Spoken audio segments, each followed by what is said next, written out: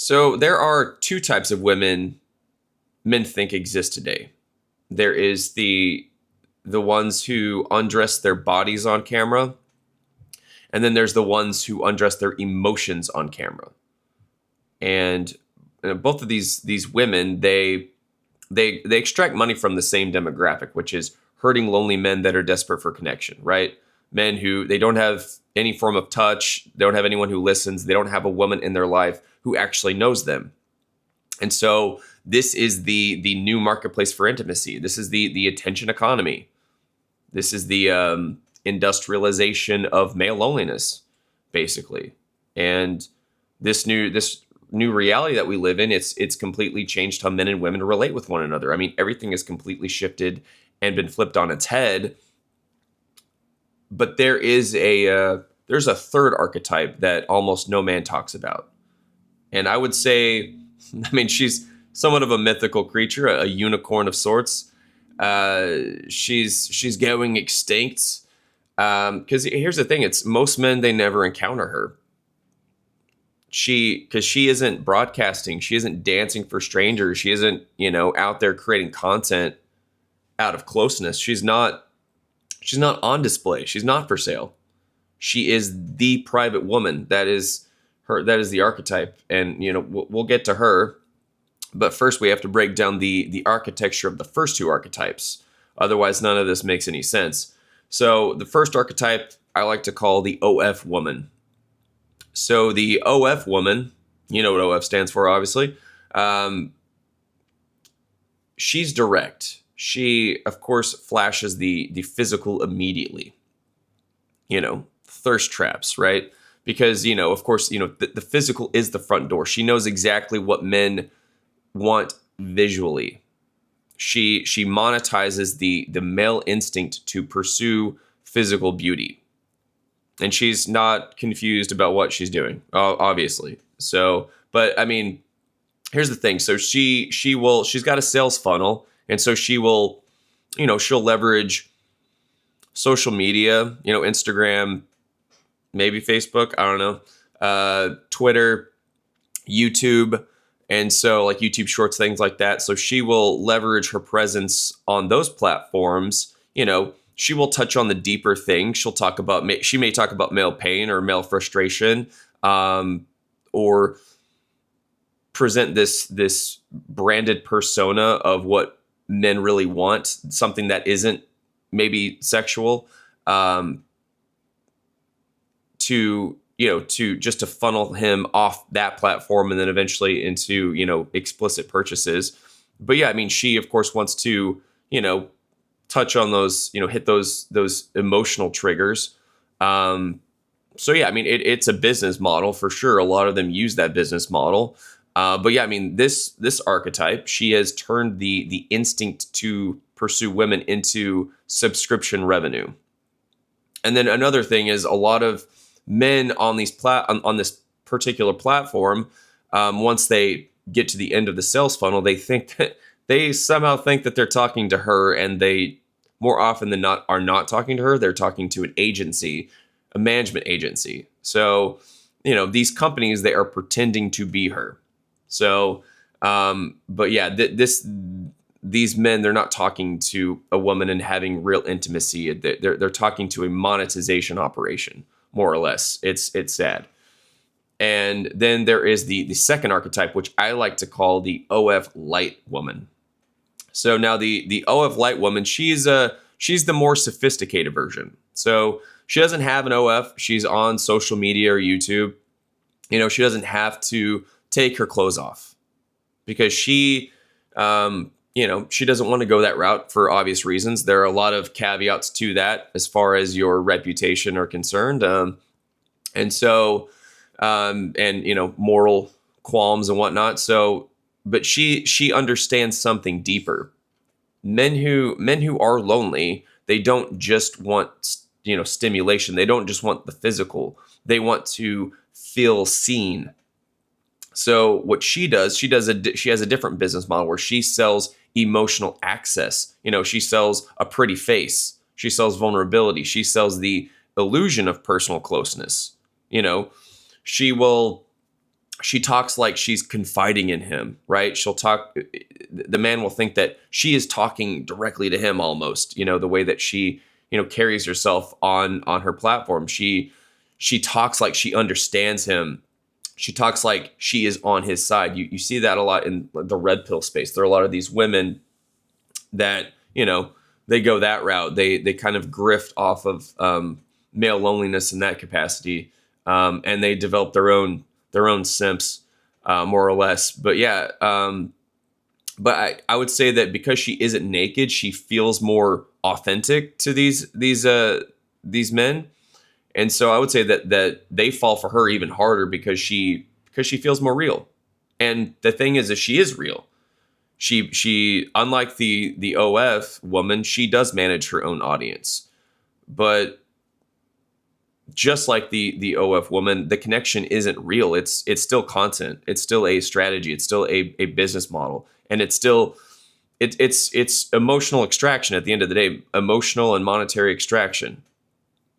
And I mean, a huge question is, why do men fall for this crap? Men fall for these two archetypes because they are starving. They're starving for connection and for intimacy. They're starving for a woman that understands them and is seen, and they want to feel seen by a woman. But the thing about starvation is it destroys discernment. Starvation makes the delusion feel rational, and it makes the fantasy feel safer than reality. I mean, you cannot think intelligently when you are emotionally deprived. So men, they convince themselves that digital connection or digital attention is connection.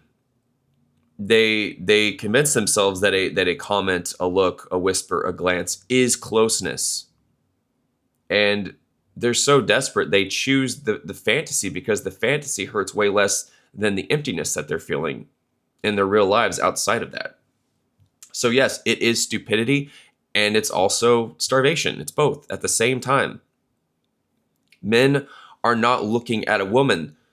They are looking at a simulation, and their brain attaches anyway.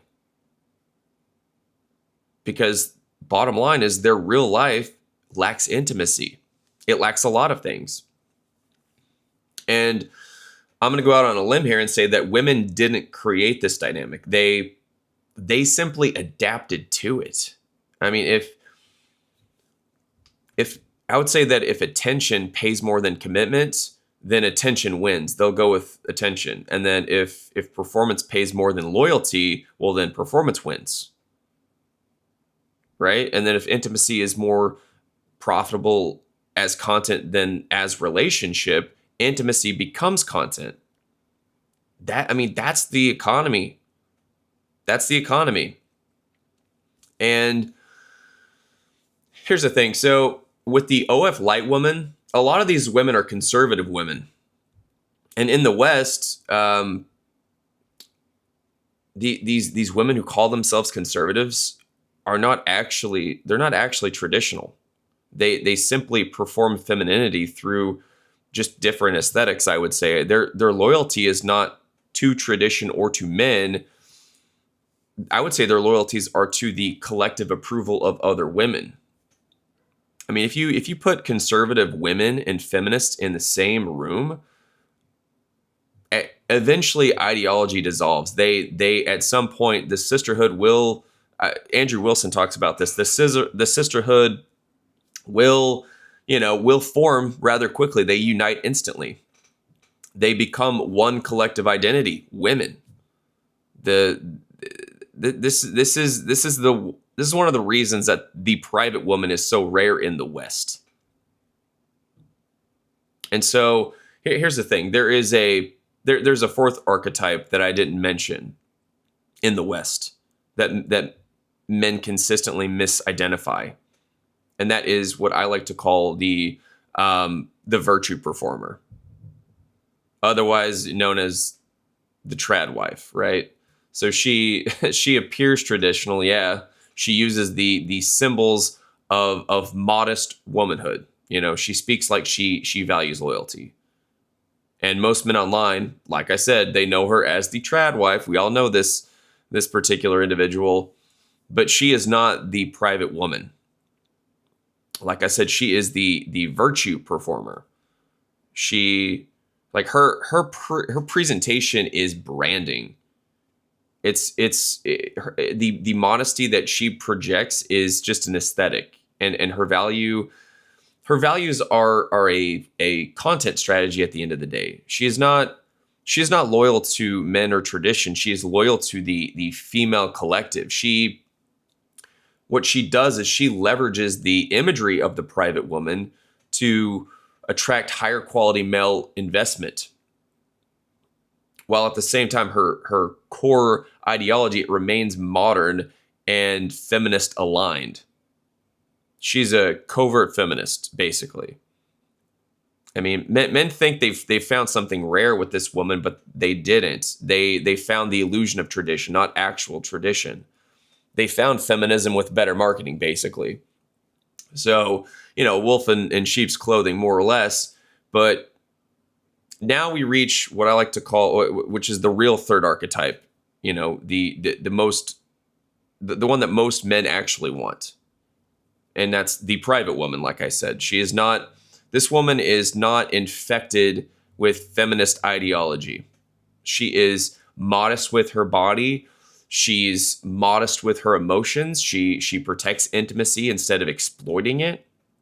She respects private loyalty. She keeps the relationship private. She keeps intimacy sacred. She does not broadcast pain or secrets or vulnerability for attention. She does not weaponize what is shared in trust, even to her closest friends. She reserves intimacy, both physical and emotional, for the man who earns access to it. She is not a woman who is motivated by the audience, and she's motivated by the bond. That's what she's motivated by. And so, yeah, the private woman is scarce in the Western world because the culture does not reward her. It also doesn't manufacture her. The way that the Western world is set up, from a kid beyond, they are indoctrinated with propaganda through academia, media, you name it, to transform her not into the private woman, but into the OF woman or the OF light woman. I would say that the private woman is more common in the Eastern world, where not everywhere, but just any country where feminism has not, metastasized and is not, reframing men as disposable and intimacy as public property. She does not get attention. She does not go viral. She does not farm validation. And because she is private, men who are starving don't even notice her. In the East, in a lot of places, modesty is considered value, but in the West, modesty is treated like a defect. Starving men only notice the loud women. They overlook the quiet one, the woman who holds value privately, because they've tried, or they've been trained to look for intimacy in public display. Most men never encounter the private woman because they settle for the screen. They settle for the performances and the illusions and the fantasies. I mean, that's a whole other issue. I mean, they settle for the digital imitation of intimacy, but then at the end of the day, they still call that connection, because it is easier than building real connection in real life. And so, but yeah, I mean, there are all kinds of different men that some of them they're not able to attract women. Others they are, but they just don't have what it. I don't know. There's laziness maybe attached to it. There are all kinds of different men are in different spots. Okay. And there are men who are attractive and men who are not attractive, and men that are in the middle. That's just the way it is. So, but I mean, if you are a man who wants the private woman, I mean, here's the blunt truth. You will never attract a private woman while you are busy consuming public intimacy. At the end of the day, you cannot win loyalty while you feed on illusions. what you engage with determines what you qualify for. The woman who guards intimacy will not choose the man who trades it, trades in fantasies. If you want the rare woman who protects what is sacred, you must become the rare man who protects what is real.